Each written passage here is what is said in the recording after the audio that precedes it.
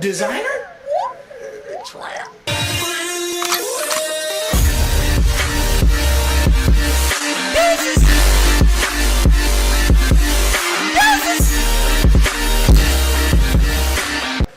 What is up, everybody? I'm gonna try not to curse because YouTube has been on Every so often when we were little, our parents would go away for a weekend while our Uncle Ron would watch us. Our Uncle Ron has been single his whole life, but he always loved kids, so he always happily did it. Okay, Pennywise. One Friday night, the same night our parents left town, we were all watching Titanic during a monster snowstorm. Me, my two brothers, my older sister, and our Uncle Ron. I remember certain parts of this night so vividly, but other parts I just draw blanks. I do remember, however, that the power flicked off briefly, and we had to reset the VCR to get back to where we were in the movie. Shortly after that, our Uncle Ron was fast asleep. We let him sleep while we kept watching the movie. It was at the part where Rose was running with the axe back to the room that Jack was trapped in. One of my brothers was coming back from the bathroom, and on his way, he went outside for whatever reason, likely just to look at the snow. He came back inside yelling for us to come take a look at something. Uh-oh. Starved for a little excitement, I guess, the three of us ran to the back door. We could see what he was talking about now. There was a set of footprints in the snow. It led from the back door, then to the window, and then back in the direction of the yard and woods. To make the matter even more eerie, he said he heard the back doorknob turn. Oh, no. Our sister, even though she was the oldest by 3 years, ran inside freaking out. My brothers and I, on the other hand, were kind of excited by it and wanted to follow the footprints. Our sister was threatening to wake up our Uncle Ron as she saw us putting our coats and boots on, but I convinced her it'd be fine and we weren't going too far, and that we'd be together.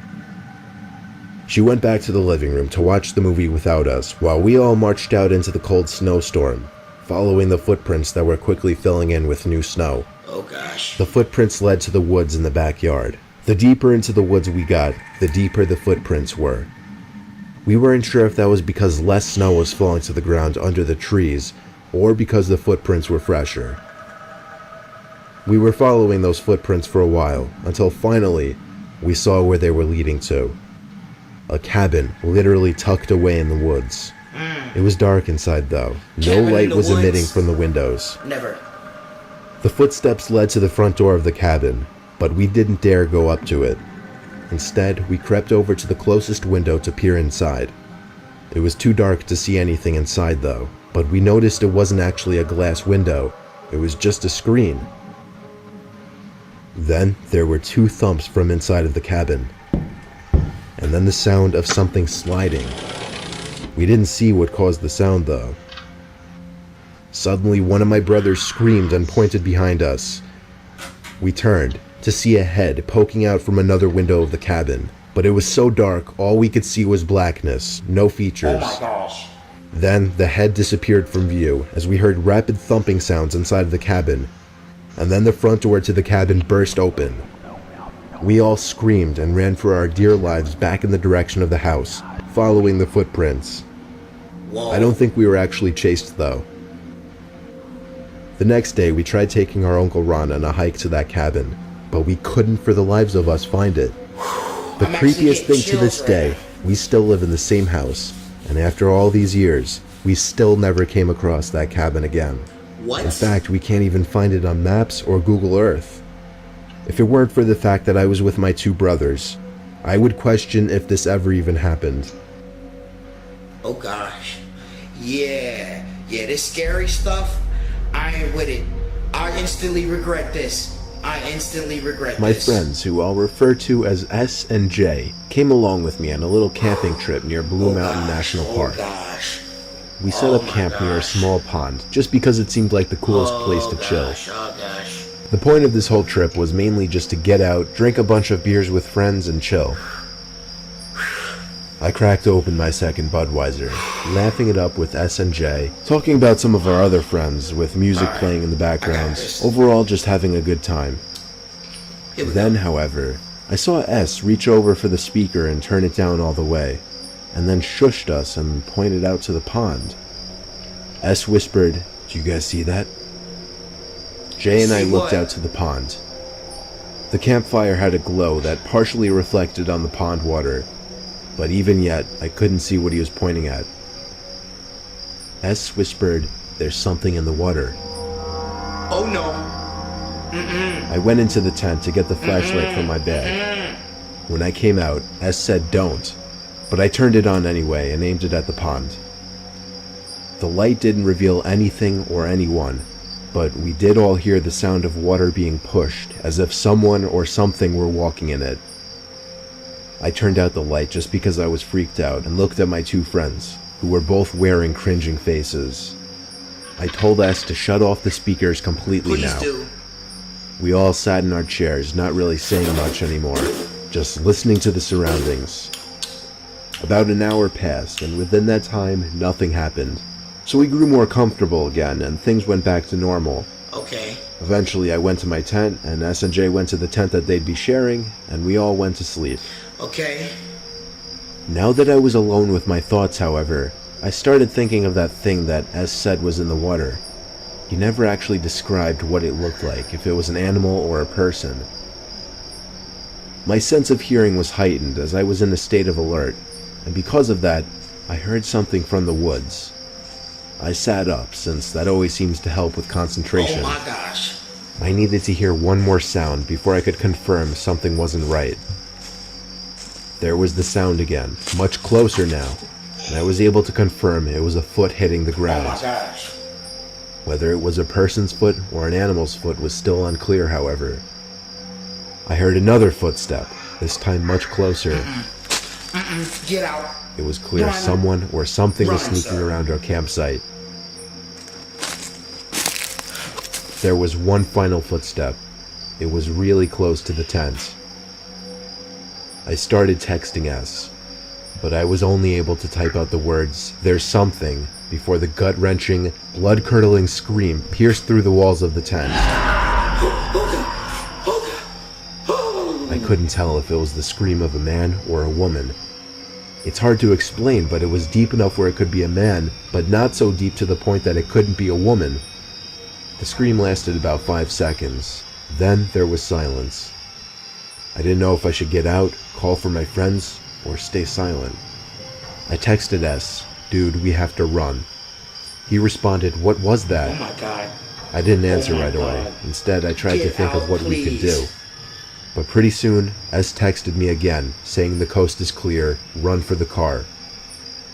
I grabbed the keys from my bag, opened the zipper to the tent, and sprinted to the car, which luckily was only about 30 seconds away.